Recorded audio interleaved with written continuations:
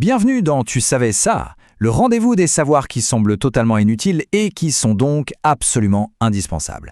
Aujourd'hui, on s'attaque à une expression qu'on utilise tout le temps, sans même y penser, faire chou blanc. Mais oui, au fond, quel est le rapport? On tente un truc, ça foire, et hop, on a fait chou blanc. C'est une expression super banale, mais quand on s'arrête 2 secondes dessus, elle est quand même drôlement bizarre. Allez, on va creuser un peu ce mystère. Alors voilà, notre enquête démarre sur cette image un peu folle d'un chou qui serait le symbole d'un échec. C'est une drôle d'idée, et comme on va le voir, la solution est très très loin du jardin. Bon, le sens, on l'a tous, c'est un effort qui ne donne rien, une tentative qui tombe à l'eau, pas de résultat, pas de point. C'est clair, c'est net, mais ça ne nous dit toujours pas ce que vient faire notre légume dans cette histoire. Et là, attention, premier indice crucial. On oublie tout de suite l'image du jardinier malheureux.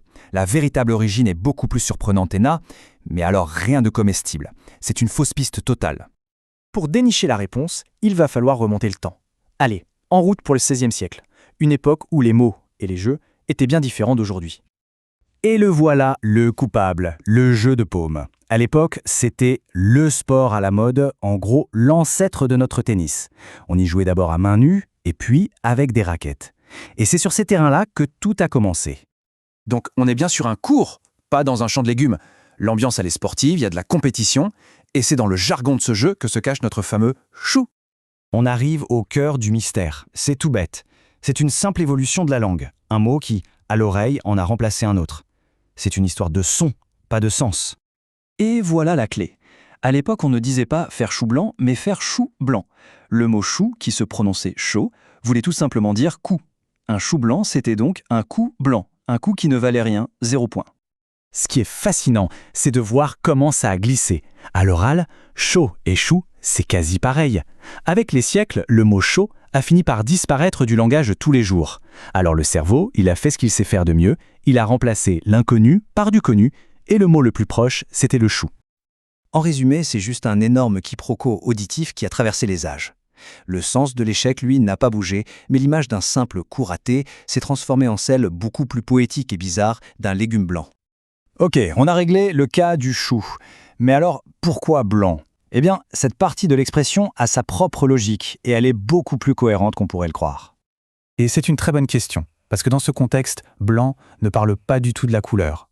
Ça désigne plutôt une absence, un vide, le néant. D'ailleurs, la langue française en est truffée d'exemples. Tirer à blanc, c'est tirer sans balle. Un vote blanc, c'est un vote qui ne choisit personne. Une page blanche, c'est l'absence d'idée. Ce mot blanc a très souvent cette idée de résultat nul, d'absence. Cette petite analogie moderne est parfaite pour comprendre. On fait le geste, on a l'impression que ça va partir, mais en fait, il ne se passe rien du tout. L'action est vide, elle n'a aucun effet. C'est quand même fou de se dire que 5 siècles plus tard, cette expression née d'une erreur d'oreille est toujours bien là, bien vivante dans notre langage. 5 siècles, c'est énorme. L'expression a survécu à la disparition de son sport d'origine, à l'évolution de la langue, et elle continue de décrire nos petits et grands échecs du quotidien. On a même une preuve écrite très ancienne. C'est l'écrivain Rabelais qui l'utilise pour la première fois dans ses livres. Ça nous montre bien qu'à son époque, elle était déjà super populaire. Et ce qui est amusant, c'est que le jeu de paume nous a laissé plein d'autres expressions en héritage. Quand on dit rester sur le carreau ou saisir la balle au bon, eh bien ça vient aussi de là. Notre langue est un vrai musée du sport en fait. Au final, il y a quelque chose d'assez doux dans cette expression. Dire j'ai fait chou blanc, c'est quand même moins brutal que j'ai lamentablement échoué. C'est une façon un peu légère d'admettre qu'on a raté sans se prendre trop au sérieux. Et voilà, le mystère est résolu. C'est une histoire qui nous rappelle que la langue est une chose vivante et parfois qu'elle a l'ouïe un peu sélective. Maintenant, quand on parlera d'un chou blanc, on aura une petite pensée pour un joueur de paume du XVIe siècle. À bientôt pour un nouveau sujet.